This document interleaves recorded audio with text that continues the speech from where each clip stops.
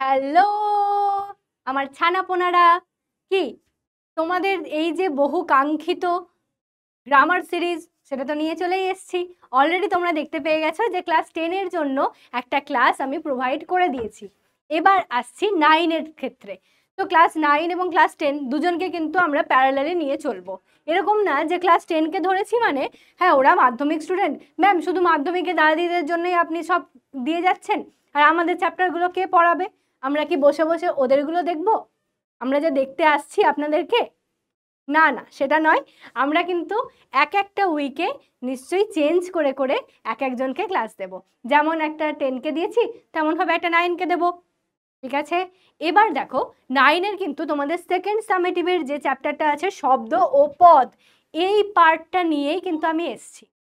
এমন না যে প্রিভিয়াস মানে প্রিভিয়াস যে এক্সাম হয়েছে সেটা আমাদের হয়ে গেছে ম্যাম এই চ্যাপ্টারগুলো, তার সত্ত্বেও আপনি পুরোনো চ্যাপ্টার পড়াচ্ছেন, রিসেন্ট চ্যাপ্টার পড়াচ্ছেন না কেন? সেরকম কোনো রকম তোমাদের অভিযোগ আমি শুনবো না, আমি কানে তালা দিয়ে দাঁড়িয়ে থাকবো। আমি অভিযোগ শুনবো না, তাই জন্য নিয়ে চলে এসেছি তোমাদের জন্য শব্দ ও পদ।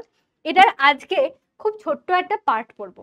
বলবে যে কেন ম্যাম, শব্দ ও পদের তো আমরা বইটা খুলে দেখেছি অনেকটা অংশ আছে, এটাকে আপনি দুদিন পড়াতে পারেন।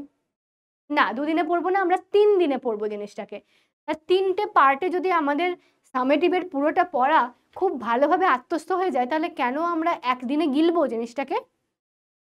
কি হয়, বেশি করে যদি আমরা কোনো বিয়ে বাড়ি যাই, গিয়ে অনেক রকম খাবার পেয়েছি, বাহ দারুণ ভুরি ভোজ হবে, এবার সব একসাথে খেলাম, গিলে নিলাম, গিলতেই থাকলাম, পেট ভরে গলা অবধি চলে এসছে, আকণ্ঠ আমরা সব খেয়েই চলেছি। তারপরে একটা সময় কি হবে, সব কিন্তু হড়হড়িয়ে বমি হয়ে যাবে। তাই ওই বমি যদি না করতে চাও, যদি সুস্থ সুন্দর জীবনযাপন করতে চাও, তাহলে খাবারটা লিমিটে খেতে হয়। সেই রকমই পড়াশোনাটাকেও আমরা মাথার মধ্যে বোঝা করব না, ঠিক আছে? তাই লিমিটে পড়বো, যেটুকু আমরা বুঝতে পারবো এবং সেটাকে আত্মস্থ করে নিতে পারবো। ক্লাস চলতে চলতে আমরা বুঝেও যাব, প্র্যাকটিসও করে নিতে পারবো, সেটুকুটাই পড়বো। অতিরিক্ত মাথায় চাপ নেওয়ার দরকার নেই, ঠিক আছে? চলো টানটানা, আমরা আজকে তাহলে কি কি পড়বো? Topics to be covered. শব্দ কি? এমা বাজে হাতে লেখা হচ্ছে কেন আমার?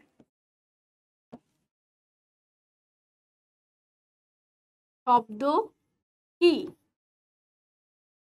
পদ কি? শব্দ ও পদের তো কোনো শ্রেণীবিভাগ হয় না, ঠিক আছে, শব্দের শ্রেণীবিভাগ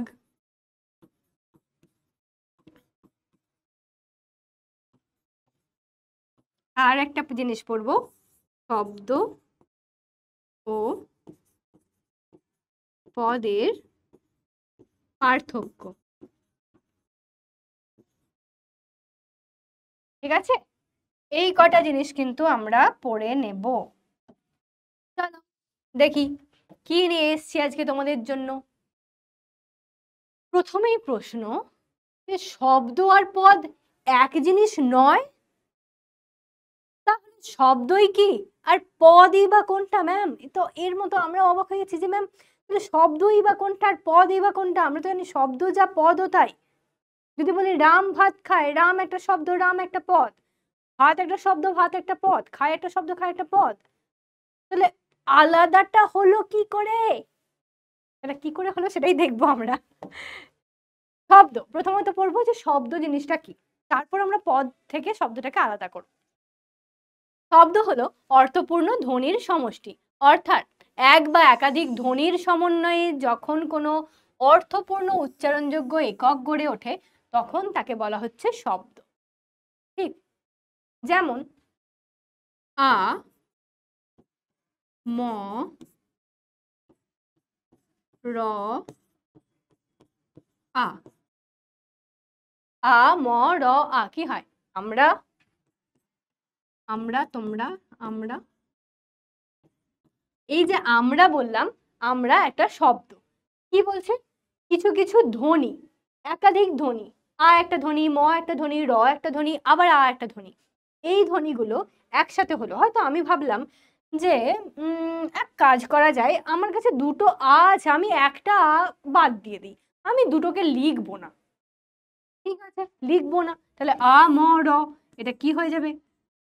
সেটাকে না লিখলে আমাদের শুধুমাত্র কি আসবে? আমর। যা বাবা, আমরণ। একটা মূর্ধন্য দিলে তবু তো এটা শব্দ হতো। আমর আবার কি? আপদগুলো সব উল্টো পাল্টা শব্দ গঠন করে। তাহলে এই আমরটা এটা কোনো শব্দ নয়। এই যে আটা যোগ করলাম তবে একটা অর্থপূর্ণ কিছু বোঝালো, তাই না? অর্থপূর্ণ যখন বুঝিয়ে গেল তখন সেটা হয়ে গেল কি? আমরা, এটা একটা শব্দ। ওকে, ক্লিয়ার? Yes ma'am, clear. এই যে এটা ম্যাম, এটা আমি, দেখ আমার আমার সমান সমানই হয়ে যাচ্ছে না? একদম আমার হাইটেরই আছে মোটামুটি। এটা আমি আমি বুঝিয়ে দিয়েছি যে শব্দ কাকে বলে, আর ভেঙে ভেঙে বুঝিয়ে দিলাম যে কিভাবে একটা শব্দ গঠিত হচ্ছে। ঠিক আছে, পদেতে পরে যাব, আগে এটা দেখি। এবার বলছে শব্দের শ্রেণীবিভাগ। সাধারণভাবে শব্দের দুই ধরনের শ্রেণীবিভাজন হতে পারে। শব্দ জিনিসটাকে আমরা দুভাগে ভাগ করতে পারি। কি রকম? একটা গঠনগত দিক থেকে, একটা অর্থগত দিক থেকে। তাহলে কিভাবে গঠিত হয়েছে শব্দটা, এই যে যেমন আ ম র আ, চারটে ধ্বনি মিলিত হয়ে আমরা গঠিত হলো, তাহলে ওটা একটা গঠনগত দিক। আর এটা কি? অর্থগত দিক, যেটা একটু আগেই বললাম যে আমি যদি আ ম র আ থেকে আমার কাছে অতিরিক্ত আ এর দরকার নেই, আমি একটা আকে বাদ দিয়ে দেবো, তাহলে হবে না শব্দ। ঠিক, তাহলে একটা হয়ে গেল আমাদের গঠনগত দিক, একটা হয়ে গেল অর্থগত দিক। দুদিক থেকে আমরা এবার দেখব। গঠনগত দিক থেকে এবার প্রথম ভাগ, আমাদের 1 নম্বর ভাগ, গঠনগত দিক। এখান থেকে শব্দ দুই রকমের হতে পারে। গঠন কিভাবে হচ্ছে? একটা মৌলিক শব্দ হতে পারে, একটা সাধিত শব্দ হতে পারে। ঠিক, মৌলিক একটা, সাধিত একটা। এই সাধিতটার আবার দুটো ভাগ হয়ে যাচ্ছে, একটা সমস্ত শব্দ আর একটা প্রত্যয়ান্ত শব্দ। মানে প্রত্যয়ান্ত মানে অন্তে প্রত্যয় যার, মানে যে শব্দটার শেষে, অন্তে মানে শেষে প্রত্যয় থাকবে, তাহলে হয়ে গেল সমস্ত শব্দ, প্রত্যয়ান্ত শব্দ। এটা কার ভাগ বাবু? এটা কিন্তু হয়ে যাবে আমাদের সাধিত শব্দের ভাগ। ঠিক আছে, ওকে।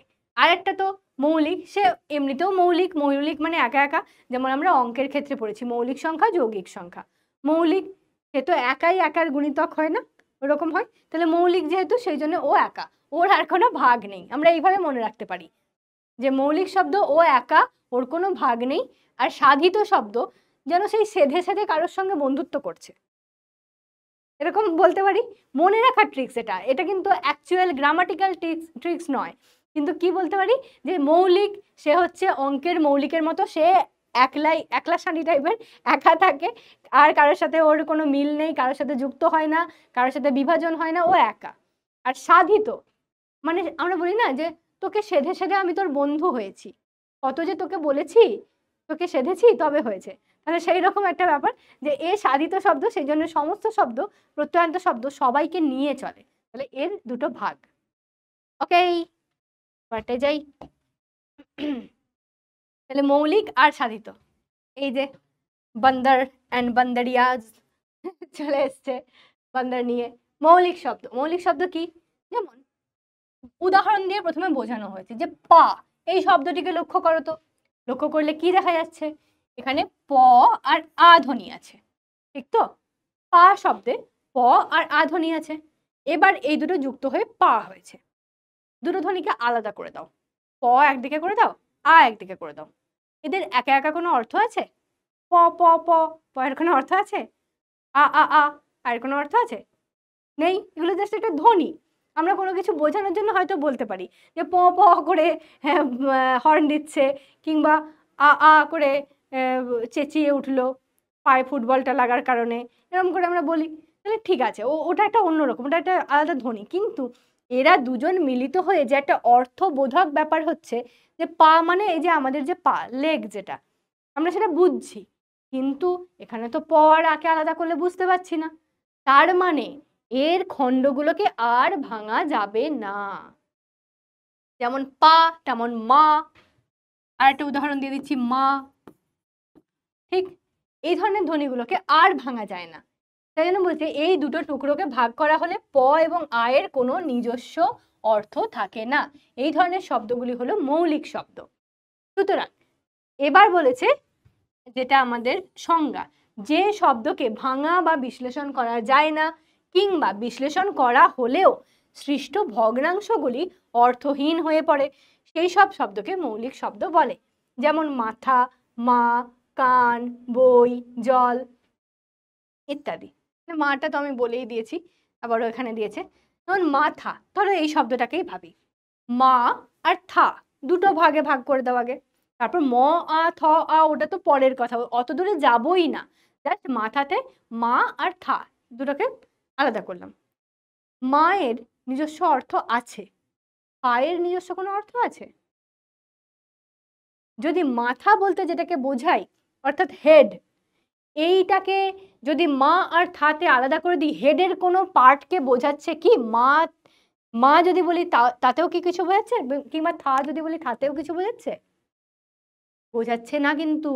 তাহলে কি হচ্ছে যে মা ধ্বনিটা আমরা জানি যে আমাদের জননী, যে তাকে আমরা মা বলি, কিন্তু ওই মায়ের সাথে থা যোগ করে, মায়ের সঙ্গে থা যোগ করে দিলে আমাদের হেড, এই মাথাটা কি করে হয়ে যাচ্ছে, মস্তক কিভাবে হয়ে যাচ্ছে বুঝতে পারছি না।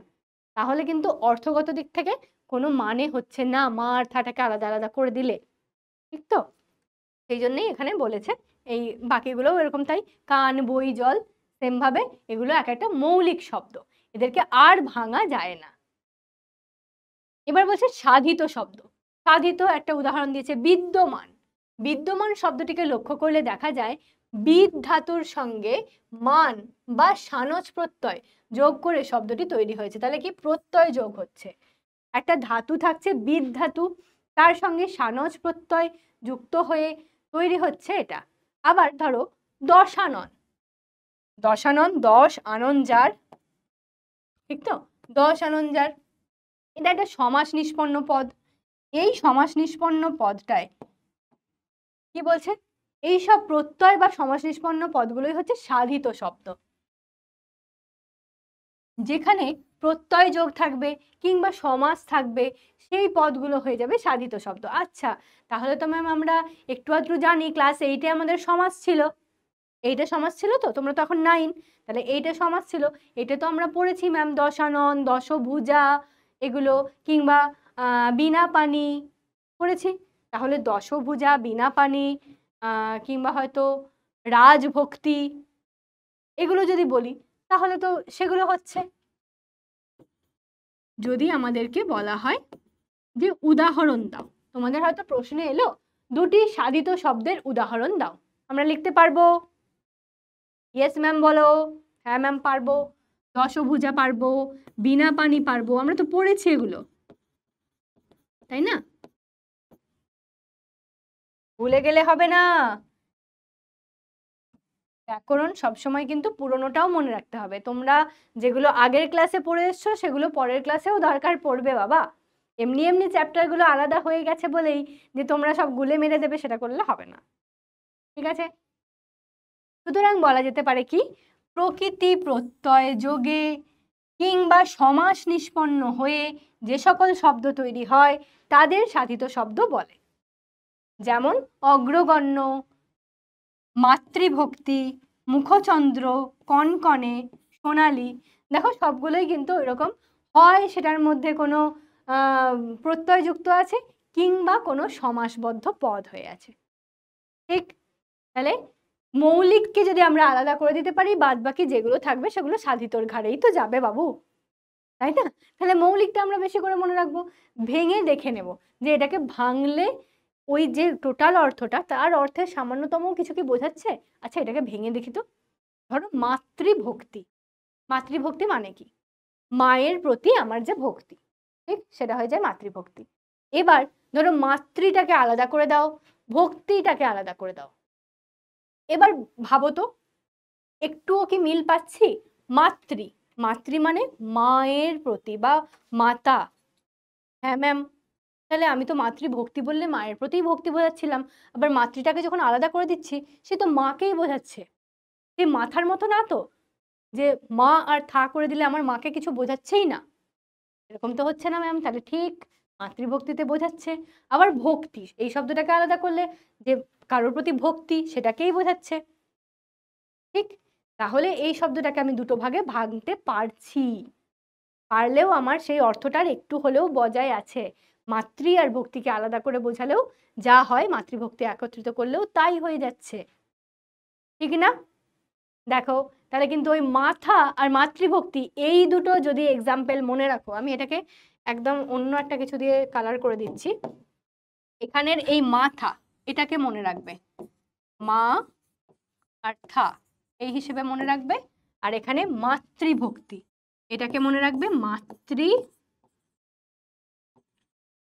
আর ভক্তি এই হিসেবে।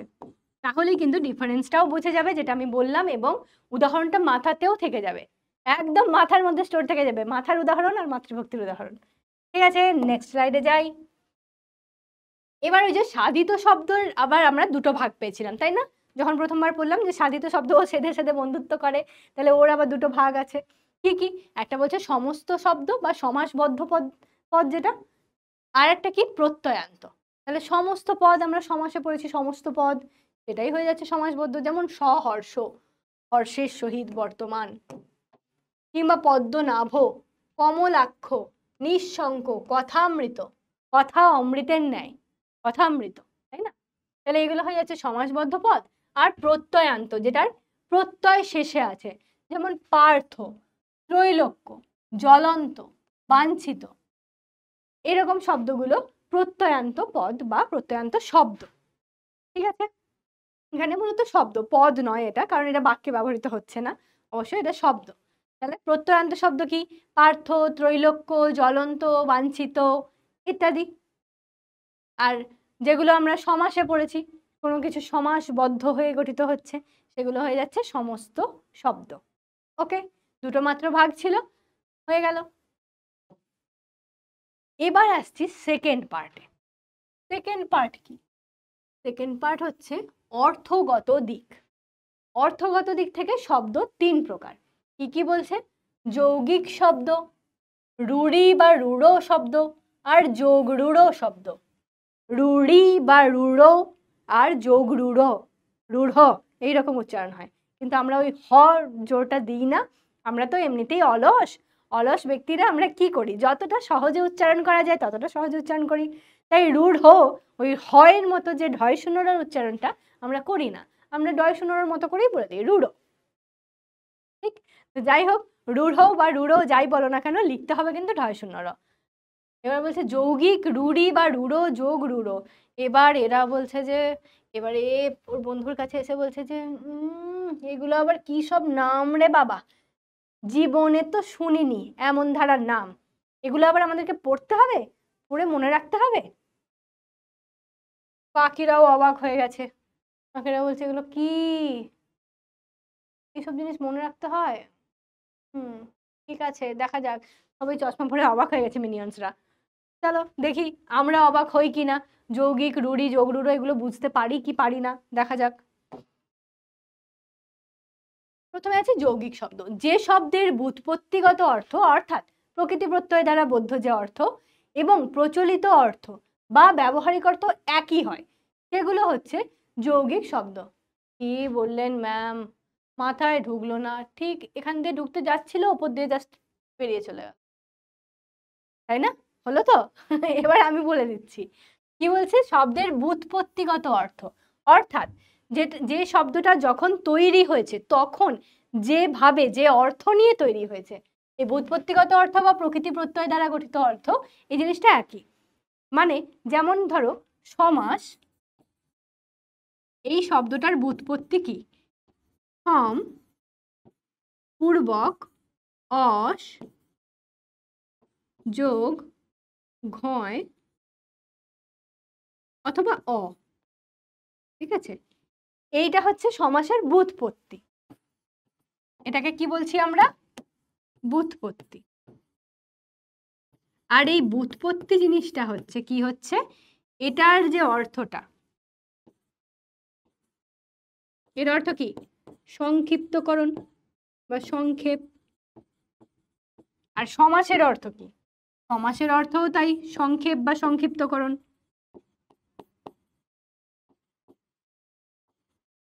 ঠিক, তাহলে এই শব্দটাকে দিয়ে আমরা বুঝতে পারলাম যে সমাসটার এই সমাস বলে যে শব্দটা আছে সেই শব্দটার উৎপত্তি বা ব্যুৎপত্তি যেটা বলছি, এই যে প্রকৃতি প্রত্যয় দ্বারা যে গঠিত হয়েছে, এটা যেমন সংস্কৃত প্রত্যয় ঘ, এটা সেটা বাংলাতে আমরা অ বলি, ঠিক আছে? তো এটার ব্যুৎপত্তিতেও বলা হচ্ছে, এটার অর্থ হচ্ছে সংক্ষেপ। আর সমাস শব্দটাকেও আমরা যে ব্যবহার করছি কি হিসেবে ব্যবহার করছি ম্যাম? যে সংক্ষিপ্তকরণ, বড় কিছুকে সংক্ষিপ্তকরণ করে, ঠিক? তাহলে আগে যে অর্থটা ছিল আর এখন যে অর্থটা আছে সেম আছে? Yes or no? Yes ma'am, আছে। সেই রকমই বলা হচ্ছে যে যদি আগেকার অর্থ আর এখন প্রচলিত অর্থ একই, একদম সেম টু সেম থেকে যায়, তাহলে কিন্তু এটা হয়ে যাবে যৌগিক শব্দ। যেমন বলছে বৃক্ষ শাখা, বৃক্ষ মানে কি? গাছ, তার শাখা, তাহলে বড় গাছের যে শাখা প্রশাখা, আগেও যেমন বৃক্ষ শাখা বলতে যা বোঝাতো, রামায়ণের যুগেও যদি বৃক্ষ শাখা, বৎস বৃক্ষ শাখা হইতে তুমি কিছু একটা এক বিন্দু কিছু নিয়ে আসো, বা একটি ফুল সংগ্রহ করে, একটি পুষ্প সংগ্রহ করে নিয়ে আসো, যদি বলা হয় বৃক্ষ শাখা হইতে তুমি একটি পুষ্প সংগ্রহ করে লইয়া আইসো, এখানে বৃক্ষ শাখা বলতে যা বোঝাবে। আর আমি যদি বলি বাবু বৃক্ষ শাখাটা একটু নিয়ে আয় তো, তাহলেও তোমরা কিন্তু বুঝতে পারবে যে গাছের ডালকেই ম্যাম বলছে, ঠিক? তাহলে একই রকম থেকে যাচ্ছে। এই বৃক্ষ শাখা, রাজবাড়ি, তাহলে রাজাদের বাড়ি রাজবাড়ি, রাজার বাড়ি যেটা, তাহলে আগেও হতো রাজার বাড়ি রাজবাড়ি, এখনো যদি বলি রাজবাড়ি তাহলে রাজার বাড়িকেই বোঝাবে, জমিদারের বাড়িকে থোড়ি না বোঝাবে, তাই তো? তাহলে একই রকম অর্থ আগেও যেটা ছিল সেটাই এখনো প্রচলিত, সেটা হয়ে যাচ্ছে যৌগিক। ওকে ওকে, এবার হচ্ছে রুড়ি বা রুড়ো।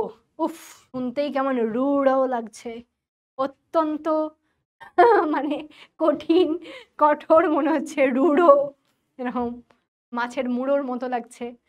যাই হোক, তো রুড়ি বা রুড়ো শব্দ যে সকল শব্দের প্রকৃতি প্রত্যয়গত অর্থের দ্বারা তার ব্যবহারিক অর্থ প্রকাশ পায় না।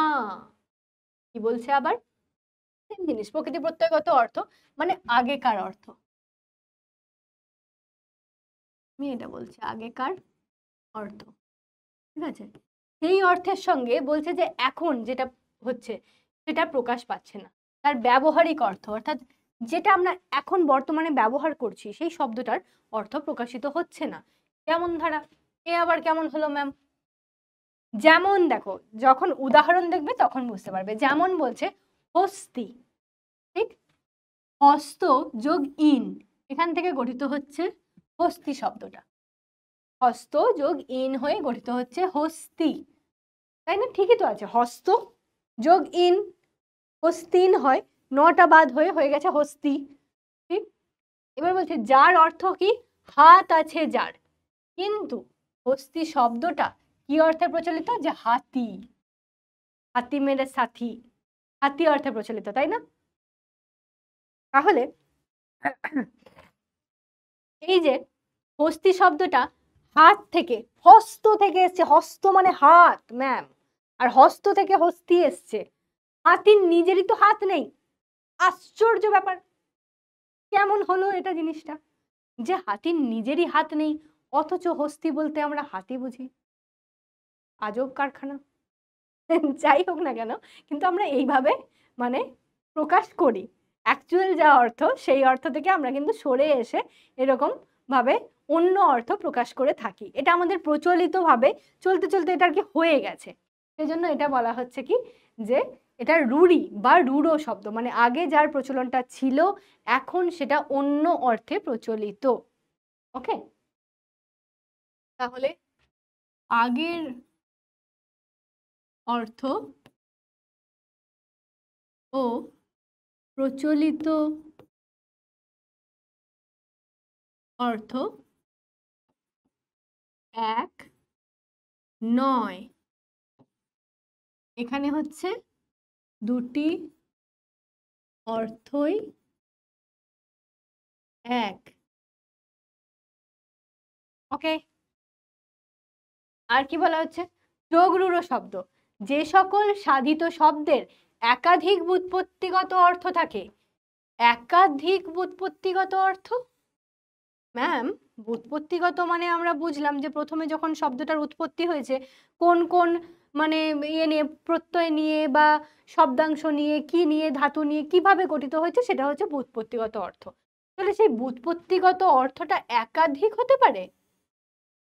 হ্যাঁ, তার মানে ব্যাকরণ আমাদেরকে যখন বলছে নিশ্চয়ই একাধিক হতে পারে। তাহলে একাধিক হতে পারে এরকম কিছু, অথচ সেই অর্থগুলির মধ্যে থেকে কেবল একটি প্রচলিত অর্থ হিসেবে ব্যবহৃত হয়। সেইগুলোর মধ্যে থেকে একটাই জিনিস প্রচলিত অর্থ হিসেবে ব্যবহৃত হয়। সেই সকল সাধিত শব্দকে যোগরূঢ় শব্দ বলে। যেমন, আবারও যেমনটা দেখো কি বলছে, জলদ। জলদ মানে মেঘ, যদিও জল মানে তো জল, ঠিক আছে, আর দ মানে ধারক, কিন্তু জলদ শব্দটি মেঘ অর্থে ব্যবহৃত হয়। তাহলে জল ধারক মানে কি? জল যার মধ্যে ধারণ করে আছে, জলকে যে ধারণ করে আছে। তাহলে আমি যদি একটা জলাশয়ের মধ্যে জলকে ধারণ করে রাখি, একটা পুকুরের মধ্যে জল ধারণ করে রেখে দিয়েছি, আমি আমার বাড়ির সামনে একটা সুইমিং পুল বানাবো, পুলেতে আমি জল ধারণ করে রাখবো, ওটাও জলদ হবে, কিন্তু সেটা হচ্ছে না। জলদ মানে বলতে চাইছে জলকে ধারণ করে যে, অর্থাৎ মেঘ, কারণ মেঘের মধ্যেই ওই বৃষ্টির ব্যাপারটা লুকিয়ে থাকে। যখন মেঘের ঘর্ষণ হচ্ছে তখন তারা বৃষ্টিপাত ঘটাচ্ছে। তাহলে জল অ্যাকচুয়ালি জলটাকে ও ধারণ করে রাখছে সেই হিসেবে বলা হচ্ছে। কিন্তু ওই যে ব্যুৎপত্তিগত অর্থ হিসেবে জল ধারণ করে রাখে যে, আমরা সেটা যাকে তাকে যখন তখন বলতে পারি। আমরা বলতে পারি যে আমি একটা কলসি করে জল ভরে এনেছি, এটাও আমার জলদ, আমি জল ভরে এনেছি। বলো তুমি অন্য কিছু বলতে পারবে কিনা? কিন্তু সেটা নয়, ঠিক আছে। আশা করছি বোঝাতে পারলাম যে যখন অনেক কিছুর মধ্যে একটাকে বোঝাবে। যেমন আর একটা উদাহরণ দিই তাহলে বুঝবে। পঙ্কজ। পঙ্কজ মানে কি? পাকে জন্মায় যা, পাকে জন্মে যা, তাই তো? এটা মানে পঙ্কজ। এটা আগেকার অর্থ, মানে আগেকার অর্থ বলতে এটা ভাস্ট আকারে আর কি, অর্থটা যে বহুমুখী। যেমন একাধিক অর্থ বলেছে, বহুমুখী অর্থে, যে পাকে জন্মে যা সেটা হয়ে যায় পঙ্কজ। ঠিক আছে ম্যাম, ভালো কথা। এবার আমরা কাকে পঙ্কজ বলি? 108টা পঙ্কজ আমাদের দুর্গাপূজায় লাগে। কি সেই পঙ্কজটা? পদ্ম ফুল না? আমরা পদ্ম ফুলকে পঙ্কজ বলি। তাহলে এই যে পঙ্কজটা, তার পাকে যা কিছু জন্মায়, অর্থাৎ পাকের মধ্যে কি কি জন্মাতে পারে? পাকের মধ্যে কচুরি পানা জন্মাতে পারে, পাকের মধ্যে শ্যাওলা জন্মাতে পারে, কোনো কিছু অন্যান্য উদ্ভিদ যেগুলো জলজ উদ্ভিদ, মাটির নিচে থেকে পাক থেকে জন্মে বেরোয়, সেরকম অনেক রকম উদ্ভিদ জন্মাতে পারে। ঠিক তো? হ্যাঁ ম্যাম, ঠিক।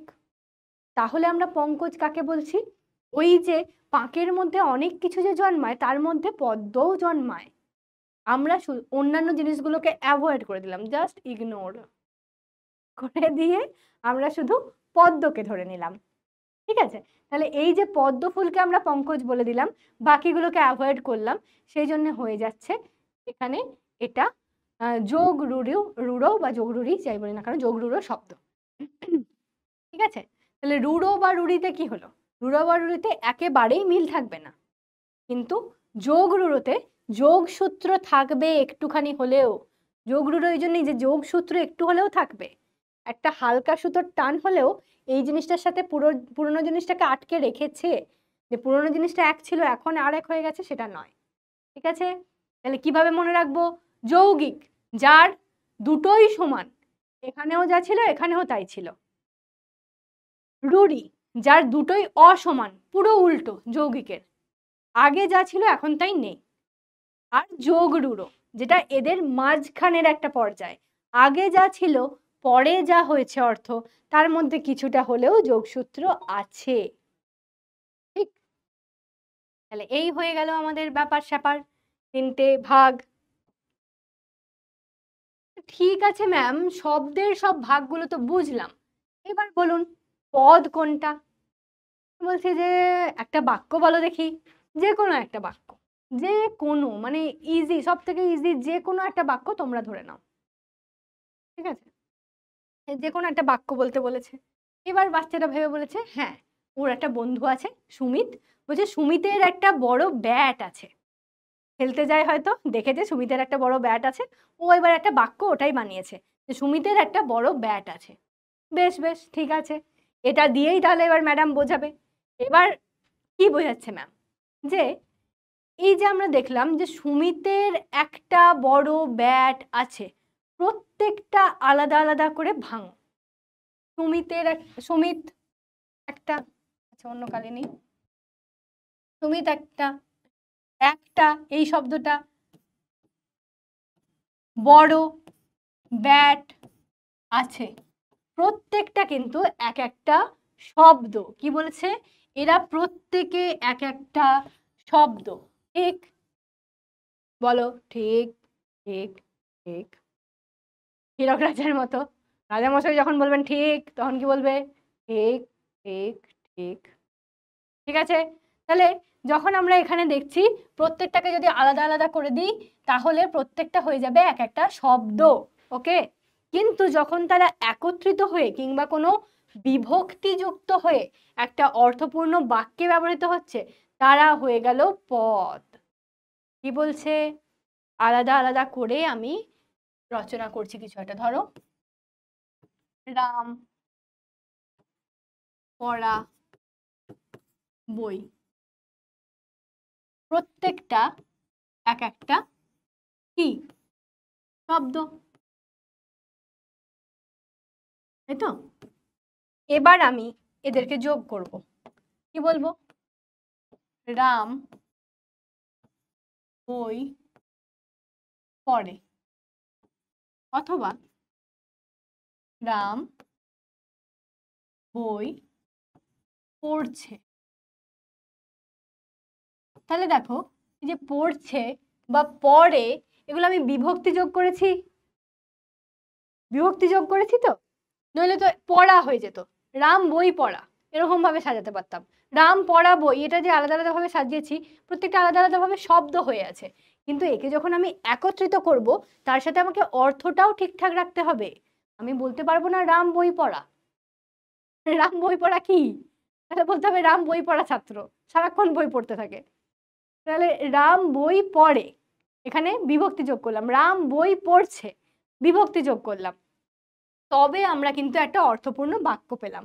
ঠিক সেই রকম ভাবে এখানেও বলছে বিভক্তি যুক্ত হয়ে একটা বাক্য ব্যবহৃত হলো তখন তারা হয়ে গেল একটা পদ, যখনই বাক্যে ব্যবহৃত হলো। ঠিক যেমন দেখো এই বাক্যটার হিসেবেই বলা হয়েছে, কি বলছে, সুমিত যোগ এর ইজ ইকুয়াল টু সুমিতের, হয়েছে, তবেই বাক্যটির অর্থ সম্পূর্ণ হয়েছে। বিভক্তি বাদ দিয়ে বসালে কিন্তু অর্থটা সম্পূর্ণ হতো না। অর্থটা কি সম্পূর্ণ হতো, সুমিত একটা বড় ব্যাট আছে, আশ্চর্য কথা কইছেন ম্যাম, সুমিত একটা বড় ব্যাট আছে বটে, সুমিতের হবে নিকে, তাহলে সুমিতের বলতে হবে, সুমিত একটা বড় ব্যাট আছে নয়, সুমিতের একটা বড় ব্যাট আছে। তাহলে এই যে এর বিভক্তিটা যুক্ত করব তবে তো আমি বাক্যটার অর্থটা সম্পূর্ণ করতে পারবো, তাই না? তাহলে বিভক্তি বাদ দিয়ে বসালে অর্থটা সম্পূর্ণ হবে না, তাই জন্য আমাকে দুটোই কিন্তু যোগ করতে হবে, মানে বিভক্তি যোগ করতে হবে প্লাস অর্থটাকে পূর্ণ করতে হবে। ঠিক আছে, বুঝে গেছো বাছা ধনেরা আমার, বুঝেছো, বুঝেছো তো? কারা কারা আছো, নিবের কেউ আছো, আমার ছানাপোনা যাদেরকে আমি ক্লাস করাই, নিব অলরেডি তোমাদের চ্যাপ্টার শেষ হয়ে গেছে, বলেছিলাম যে ইউটিউব সিরিজ আসবে, তোমরা সেখানে এগুলোকে আবার প্র্যাকটিস করতে পারবে, অলরেডি ক্লাস করেছি, আবার এই সিরিজে প্র্যাকটিস করে নিচ্ছি একটু মজার ছলে। আর যারা যারা আমার ইউটিউব স্টুডেন্টস তাদের জন্য তো প্রথমেই একগুচ্ছ ভালোবাসা, অনেকটা মানে কি বলবো আশীর্বাদ স্বাগত জানাই তোমাদেরকে এই ক্লাসেতে। প্রথমবার তোমাদের জন্য, মানে যারা 9 তাদের জন্য বলছি, প্রথমবার তোমাদের জন্য ক্লাস নিয়ে এসেছি গ্রামারের। তো তোমাদের কেমন লাগছে, ইন্টারেস্টিং লাগছে তো, পড়তে ভালো লাগছে, মজা লাগছে কি না? যদি ওই যে বলেছিলাম একবার যে পড়াটাকে যদি আমি মাথার বোঝা করে নিই তাহলে হবে না, পড়াটাকে আমাদেরকে বুঝতে হবে ভালোবেসে, তাহলে ভালো লাগবে। ঠিক আছে, চলো।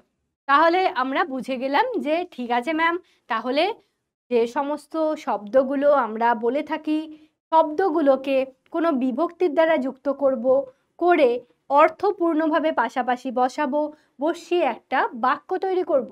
এবার বাক্যের মধ্যে ওই শব্দগুলো যে রূপে বসেছে, সেটা শূন্য বিভক্তিযুক্ত হোক, এ বিভক্তি হোক, তে বিভক্তি হোক, যাই হোক না কেন, যেভাবে বসেছে সেইগুলো হচ্ছে এক একটা পদ, এগুলো এক একটা পদে পরিণত হয়েছে। ওকে, তাহলে পরেরটায় যাই। এবার বলছে তাহলে পদটা কি? শব্দ বা ধাতু বিভক্তি যুক্ত হয়ে বাক্যে ব্যবহারের যোগ্যতা লাভ করলে সেগুলোকে পদ বলে। এটা হচ্ছে একদম পারফেক্টলি তোমাদের একটা সংজ্ঞা যাকে বলে, যে শব্দ বা ধাতু বিভক্তিযুক্ত হয়ে যখন একটা শব্দ কিংবা ধাতু বিভক্তির সঙ্গে অ্যাড হবে, হয়ে যখন বাক্যে ব্যবহারের যোগ্যতা লাভ করবে, তখন হয়ে যাবে সেটা একটা পদ। সাধারণত পদ দুই প্রকার, কি কি? একটা হচ্ছে নামপদ আর একটা হচ্ছে ক্রিয়াপদ। ঠিক আছে, একটা নামপদ, একটা ক্রিয়াপদ। এবার বলছে শব্দের সঙ্গে শব্দ বিভক্তি সহযোগে যে পদ গঠিত হয় সেটা হচ্ছে নামপদ। নাম মানে কি? নাম বলতে এই যে বিশেষ্য বাচক যেগুলো হয়, বিশেষ্য, বিশেষণ, সর্বনাম, এই ধরনের জিনিসগুলো, যেগুলো বলছে কি কোনো একটা শব্দ, শব্দের সঙ্গে শব্দ বিভক্তি। তাহলে জিনিসটা কেমন হলো? একটা থাকবে শব্দ, তার সঙ্গে যুক্ত হবে শব্দ বিভক্তি, এই দুটো যুক্ত হয়ে কি করবে? নামপদ গঠন করবে। এরা যুক্ত হয়ে নামপদ গঠন করবে। যেমন নামপদ চার রকম: বিশেষ্য, বিশেষণ, সর্বনাম, অব্যয়। নামপদ তাহলে কয় রকম? নামপদ চার রকম: বিশেষ্য, বিশেষণ, সর্বনাম, অব্যয়। এবার বলছে ধাতুর সঙ্গে যদি বিভক্তি যোগ হয়, ধাতুর সঙ্গে ধাতু বিভক্তি সহযোগে যে পদ গঠিত হয় সেটা কি হয়?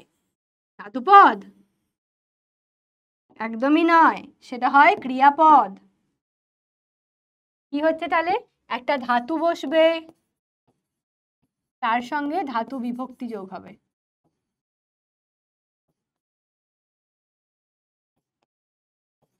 ঠিক? তাহলে গঠিত হবে ক্রিয়াপদ। হলো?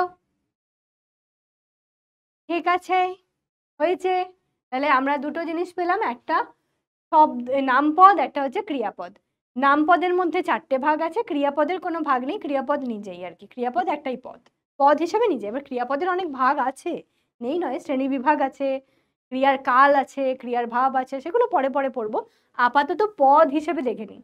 পদ হিসেবে তাহলে আমরা পাঁচটা পদকে পেলাম: বিশেষ্য, বিশেষণ, সর্বনাম, অব্যয়, ক্রিয়া। ঠিক?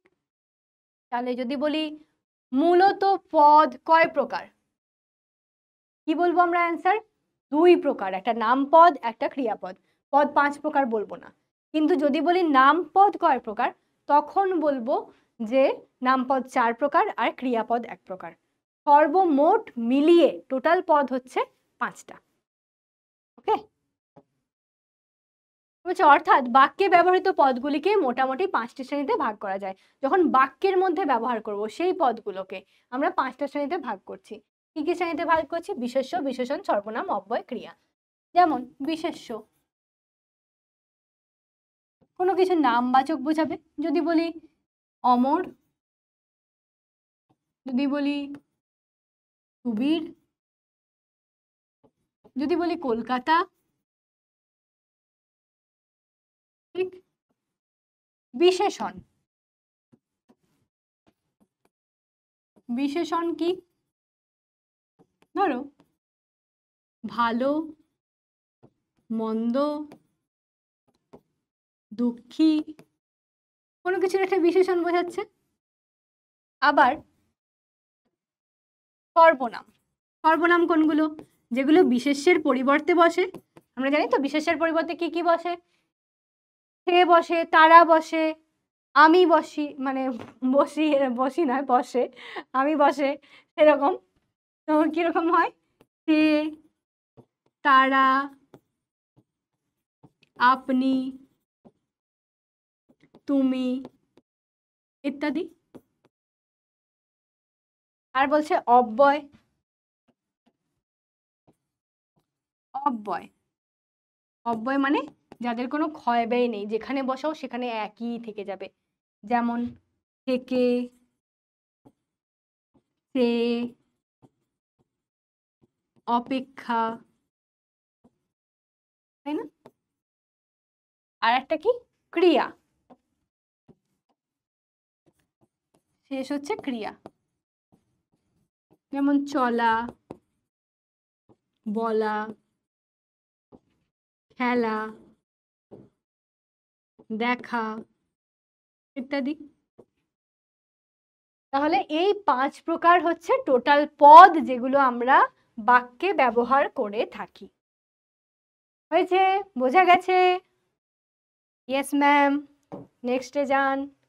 নেক্সট তাহলে আমরা আমাদের লাস্ট পোর্শনে চলে এসেছি, যে শব্দ আর পদের মধ্যে তাহলে পার্থক্য কি পেলাম? এতক্ষণ যে পড়লাম যে শব্দ এই এই এই এই এর ভাগ, পদ হচ্ছে এই এই এই এই এর ভাগ, তাহলে এই শব্দ আর পদের মধ্যে পার্থক্যটা কি এটা দেখে নিই। শব্দ অর্থযুক্ত ধ্বনি সমষ্টি হলো শব্দ, যেমন মাঠ ঘাট। ঠিক আছে, অর্থযুক্ত একটা ধ্বনি সমষ্টি। মাঠ বললে কিছু বোঝায়, ঘাট বললে কিছু বোঝায়, তার অর্থ আছে, তাহলে সেটা হচ্ছে শব্দ। বিভক্তিযুক্ত শব্দ হলো পদ, যেমন মাঠের, মাঠ যোগ এর, ঘাটের, ঘাট যোগ এর, মাঠের পাশে, ঘাটের পাশে, ঘাটের ধারে, এরকম বললে তবে কিন্তু ওটা হয়। এবার বলছে শব্দকে অভিধানবদ্ধ, শব্দ হচ্ছে অভিধানবদ্ধ একক, বাক্যে ব্যবহারের আগেই তা নির্মিত হয়ে যায়। শব্দ তো অভিধানে থাকে, যেটা আমরা ডিকশনারি বলি। ডিকশনারির মধ্যে শব্দ থাকে, এত এত শব্দ আছে, এত বড় বড় মোটা মোটা ডিকশনারি হয়, ঠিক তো? সেটা আমরা বাক্যে ব্যবহার করি বা না করি, কোনো একটা শব্দ হয়তো আগেই ওখানে মানে তৈরি হয়ে ওখানে স্থান পেয়ে গেছে ডিকশনারিতে, ঠিক? এবার বলছে পদ অভিধান থেকে গৃহীত একক। পদ কি করে? অভিধান থেকে গৃহীত একটা একক, যা বাক্যে ব্যবহৃত হলে নিজের পূর্ণাঙ্গ রূপ লাভে সমর্থ হয়। তাহলে অভিধান থেকে একটা গৃহীত একক হচ্ছে, সে যখন নিজে কিছু একটা দিয়ে গঠিত হয়ে তারপরে বাক্যে ব্যবহৃত হচ্ছে, তবে সে তার পূর্ণাঙ্গ রূপ পায়। কারণ শব্দকে যখন একটু অলংকরণ করে কোনোভাবে আমরা বাক্যের মধ্যে তাকে স্থান দিচ্ছি, তবে সে কিন্তু পদ হচ্ছে। যেমন একটা খুব সহজে একটা জিনিস মনে রাখছি, মানে মনে রাখার চেষ্টা করো তোমরা, আমি বলে দিচ্ছি বিষয়টা কি। আমরা কি বলি যে পদমর্যাদা, কথাটা শুনেছো তো? যেমন ধরো গোপাল ভাঁড়, দেখো গোপাল ভাঁড়, গোপাল ভাঁড়েতে আমরা কি দেখেছি যে রাজামশাইয়ের ভাঁড়ের পদটা পেয়েছে গোপাল, তাই তো? ভাঁড় মানে যে হাস্য কৌতুক করে, মজার কথা বলে, সে ভাঁড়। তাহলে এই যে ভাঁড়ের পদ পেয়েছে, তার আগে সে কি ছিল? সে গোপাল একটা সাধারণ মানুষ ছিল। সেই গোপাল যখন তার ওই বুদ্ধি দিয়ে, তার ওই রসিকতা দিয়ে কাউকে, কারোর মন ভোলালো, ভুলিয়ে কি হলো, রাজামশাইয়ের দরবারে সে স্থান পেল, তবে আমরা তাকে বলতে পারছি যে সে ভাঁড়ের পদ পেয়েছে, রাইট? সেম ভাবে গোপাল ভাঁড়কে ধরে নাও একটা শব্দ, ও শব্দ, সে তার ডিকশনারিতে আছে, অভিধানে স্থান পেয়েছে। সে যখন আস্তে আস্তে কোনো একটা বিভক্তির সঙ্গে যুক্ত হচ্ছে, কিছু হচ্ছে, হয়ে যখন বাক্যে স্থান পাচ্ছে, সে হয়ে যাচ্ছে পদ। মনে থাকবে? এবার মনে থাকতেই হবে, না মনে থাকলে কেউ পড়াশোনা করে না, কারোর মাথায় কিচ্ছু নেই, গোবর পোড়া। এবার কিন্তু মনে থাকা উচিত, ঠিক আছে? আচ্ছা, পরেরটা যাই। শব্দ সিদ্ধ, সিম্পল, আর সাধিত, কমপ্লেক্স, দুই রকমের হয়। শব্দ কি হয়? সিদ্ধ বা সিম্পল যেটা হয় সেটা হতে পারে, আর সাধিত বা কমপ্লেক্স হয়, এই দুই প্রকার। আর পদ মাত্রেই সাধিত, পদ মানে সাধিত পদই হবে। পদের ক্ষেত্রে ওই যে যেটা শব্দের সিম্পল বলতে যেটা আমরা মৌলিক পদ শব্দ বললাম, মৌলিক আর সাধিত দুই রকম ভাগ বললাম তো, এখানে পদ মাত্রে সাধিতই হবে, এর কোনো সিদ্ধ রূপ থাকে না, অর্থাৎ মৌলিক রূপ কিছু থাকে না। শব্দ উপসর্গ ও বিভিন্ন ধরনের প্রত্যয় যোগে নির্মিত হয়। শব্দ কি করে? উপসর্গ আর বিভিন্ন ধরনের প্রত্যয়, এগুলোকে যোগ করে তবে নির্মিত হয়, ঠিক আছে? পদ বিভক্তি যোগে নির্মিত হয়, আমরা তো বারবার পড়ে আসছি, এটা আর বলার দরকার নেই। আপাত দৃষ্টিতে বহু ক্ষেত্রে বিভক্তি নেই বলে মনে হলেও শূন্য বিভক্তি সেখানে থাকে। আমরা কি দেখি, বাক্যের মধ্যে কোনো পদ যখন আমরা বলি যে বিভক্তি নির্ণয় করো, ঠিক আছে, কোনো একটা পদের নিচে দাগ দিয়েছে, সেই দাগটাতে আমরা দেখতে পাচ্ছি এও নেই, ও নেই, কিছুই নেই, তখন আমরা কি লিখি? এটি বিশেষ্য পদের শূন্য বিভক্তি, ঠিক তো? তাহলে এই যে শূন্য বিভক্তি লিখলাম, সেটা কি হয়? একটা বিভক্তির পর্যায়েই পড়ে। যখন বাক্যের মধ্যে একটা শব্দ ব্যবহৃত হচ্ছে, সে পদমর্যাদা পাচ্ছে, সেই পদমর্যাদাকে আমরা হানিকারক করব না, অর্থাৎ তার যে কোনো বিভক্তি নেই সেটা বলবো না। কি বলবো? তার সাথে শূন্য বিভক্তি আছে। ওকে? বাক্যে স্থান লাভের আগে অভিধানে আবদ্ধ শব্দগুলির মধ্যে কোনো পারস্পরিক সম্পর্ক থাকে না। বাক্যে স্থান লাভ যখন না করছে, অভিধানে আবদ্ধ যে শব্দগুলো, তাদেরকে নিজেদের মধ্যে কোনো পারস্পরিক সম্বন্ধ থাকে? ধরো তুমি যখন এর স্ট্রাকচারটা দেখে দেখে যাবে অভিধানেতে, এর মধ্যে তুমি হয়তো দেখতে পেলে অসীম শব্দটা, ঠিক আছে? এবার যখন অনেক পার হয়ে যাচ্ছ, তারপরে দেখতে পেলে নদী শব্দটা কিংবা প্রান্তর শব্দটা। তাহলে এই যে এতে আমি অসীম পড়েছিলাম, পয়ের জায়গাতে আমি প্রান্তর পড়েছি, এর সঙ্গে এর কোনো সম্পর্ক আছে? নেই। কিন্তু যখন আমি বলবো বাক্যের মধ্যে অসীম প্রান্তর পার করে এলাম, ঠিক, তখন কিন্তু আমাদের সম্পর্ক গঠিত হবে। ওই জন্য বলছে পদ যখন বাক্যে প্রযুক্ত হয় তখন বিভক্তি অনুসর্গের সংস্পর্শে এসে পরস্পর সম্পর্ক যুক্ত হয়ে পড়ে। অসীম প্রান্তর পার করে এলাম, দেখো অসীম শব্দের সাথেও কোনো বিভক্তি যোগ করিনি, প্রান্তর শব্দের সাথেও কোনো বিভক্তি যোগ করিনি, তাহলে কি বিভক্তি যোগ আছে? শূন্য বিভক্তি যোগ আছে। ঠিক, তাহলে অসীম প্রান্তর যখনই বলবো তখন হয়ে যাবে শূন্য বিভক্তির যোগ। এখানে আমি লিখে দিই, তাহলে দুটোতেই সেম উদাহরণে হয়ে বুঝতে পেরে যাবে। অসীম প্রান্তর পার করে এলাম। ঠিক, এবার এখানের মধ্যে আমি দুটোকে হাইলাইট করে দিচ্ছি, অসীম আর প্রান্তর। এই দুটো দেখো শূন্য বিভক্তি, আবার এগুলোর মধ্যে এই যে সম্পর্ক যুক্তও হচ্ছে, ঠিক তো?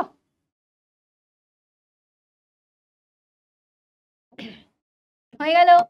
তাহলে বুঝতে পেরেছো শব্দ এবং পদের মধ্যে যা যা আমাদের সম্পর্ক আছে কিংবা বলতে পারি পার্থক্য আছে, সেই সমস্তটা আশা করছি ক্লিয়ার হয়ে গেছে।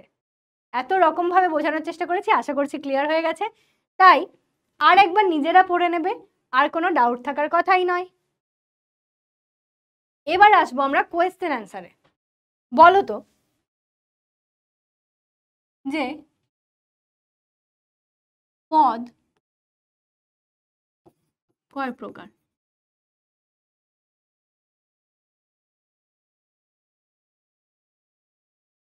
পদ কয় প্রকার? শুধু এইটুকু প্রশ্ন আছে, উত্তর কি লিখবো? কি লিখবো? পদ মূলত দুই প্রকার।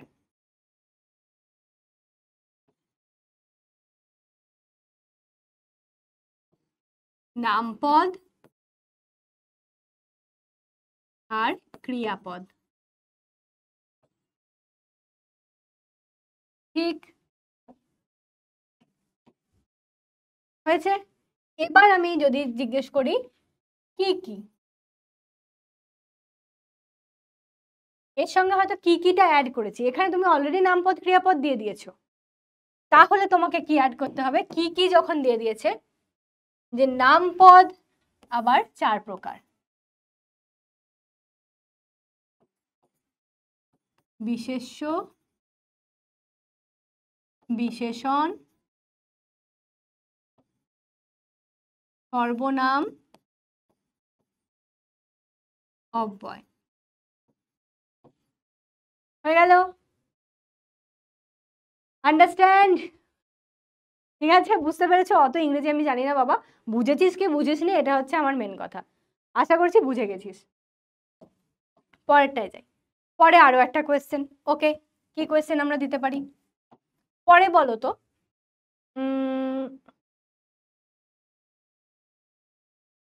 কি বলি? হুম, 2 রূঢ় শব্দের একটি উদাহরণ দাও। রূঢ় শব্দের একটা উদাহরণ দিতে বলেছি। রূঢ় শব্দের কি পেয়েছি আমরা? রূঢ় শব্দতে যে রুড়ো শব্দের আগের যে অর্থ থাকবে পরের যে অর্থ থাকবে সেটা চেঞ্জ হয়ে যাবে। তাহলে বলতে পারি সন্দেশ পূর্বের অর্থ ছিল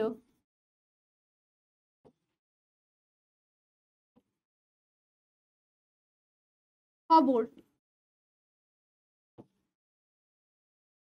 বর্তমান অর্থ কি মিষ্টান্ন বিশেষ হওয়ার জন্য খুশির খবর আর নেই, মিষ্টান্ন বিশেষ হয়ে গেছে। খুশির খবর কি দুঃখের খবর জানি না, মোট কথা মিষ্টি নিয়ে যেতে হবে। ঠিক আছে, তাহলে আগে ছিল খবর, পরবর্তীকালে খবর যখন ভালো কেউ খবর দিতে আসছে তাকে মিষ্টি নিয়ে আসতো বা মিষ্টান্ন জাতীয় কিছু নিয়ে আসতো, আস্তে আস্তে এমনভাবে শিফট হয়ে গেছে ব্যাপারটা যে খবরের কথা তো বাদই দাও, এখন হয়ে গেছে শুধু মিষ্টি, তাও আবার একটা বিশেষ ক্যাটাগরির, বিশেষ প্রকারের। ঠিক আছে, লাস্ট কোয়েশ্চেন 3, শব্দ ও পদের একটি পার্থক্য লেখো। কতগুলো পার্থক্য দিয়ে দিয়েছি, এরপরেও যদি না পারো তাহলে কিছু বলার নেই। শব্দ আর পদের পার্থক্য লিখবো। কি লিখবো? যে কোনো একটা লিখবো, যেটা একটা লিখবো কিন্তু এমন ভালোভাবে লিখে দেবো যেন ওটা বোঝা যায়। ঠিক আছে, তাহলে শব্দের তো অনেক রকম পেলাম, আমরা কি লিখতে পারি? শব্দ হলো অর্থপূর্ণ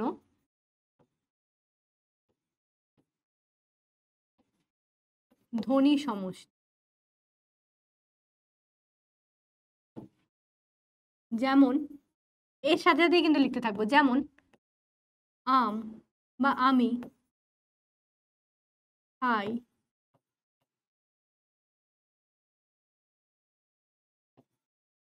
লিচু, আমি খাই লিচু। পদ হলো, আচ্ছা পদ হলো লিখবো না, এখানটা লিখি। শব্দ যখন বিভক্তি যুক্ত হয়ে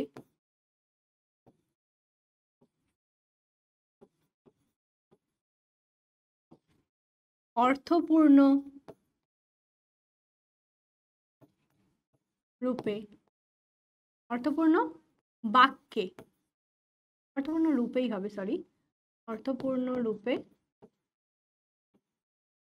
বাক্যে ব্যবহৃত হয়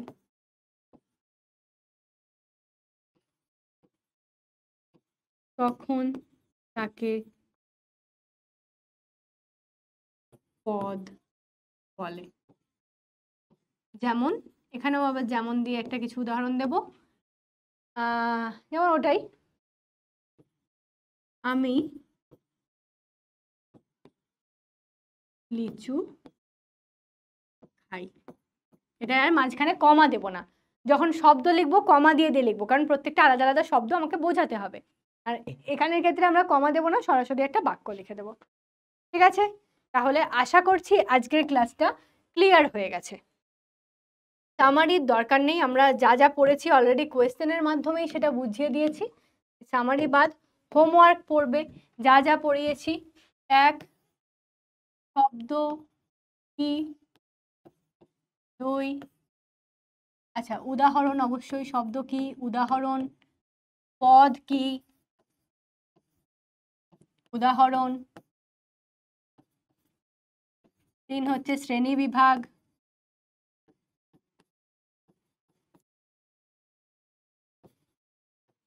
আর 4 হচ্ছে পার্থক্য।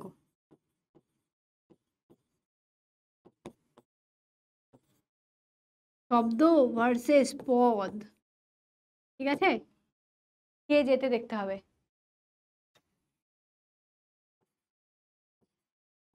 ওকে, ঠিক আছে, হয়েছে। আজকে তাহলে আমি একটা স্মাইলি দিয়ে আমাদের ক্লাসটা শেষ করে দিচ্ছি, দেবো?